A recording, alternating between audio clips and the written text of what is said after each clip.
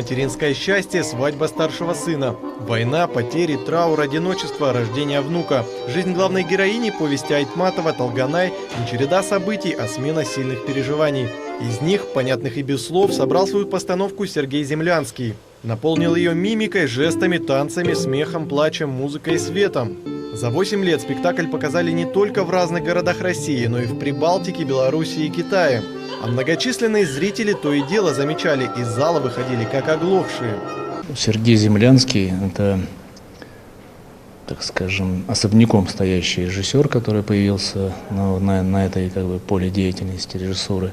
Он ими занимается именно жест. Я даже не сказал бы, что это хореография или танец. Это какой-то жест, именно жест, психологический жест. Не только психологической, но и физической силой, пластикой и выразительностью обладают актеры, задействованные в спектакле. Изобретательных сцен здесь хватает, к примеру, когда сыновья играют в футбол, весело бодая мяч. Держать себя в хорошей физической форме, конечно, необходимо для этого спектакля. Для других тоже, но здесь это особенно важно. Потому что очень много всяких элементов, где требуется и растяжка, и физическая сила. Листы жести, камни, горсти зерна и краюха хлеба. Каждый предмет на сцене метафора. Как трактовать ее, зритель решает сам. А постановку в целом журналисты давно прозвали пластической драмой. Драмы тут хватает. В Москве на этом спектакле вытирал слезы даже Никита Михалков. Я поражен, я давно не испытывал таких ощущений от спектакля, от театра. Я определенно буду посещать чаще такие мероприятия. Я разгадал то, что хотел сказать режиссер.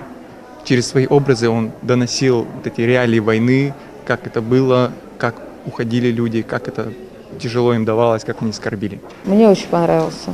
Пока из всего того, что я видела в рамках «Золотой маски», это тот спектакль, который произвел наибольшее впечатление. Вообще все как-то настолько гармонично придумано в соавторстве тех людей, которые работали над спектаклем. Это очень видно, что есть единая атмосфера, и она во всем. В Благовещенске в рамках фестиваля «Золотая маска» покажут еще 3 постановки, а 14 сентября артисты отправятся в другие города области. Антон Филимонов, Денис Лугов, программа «Город».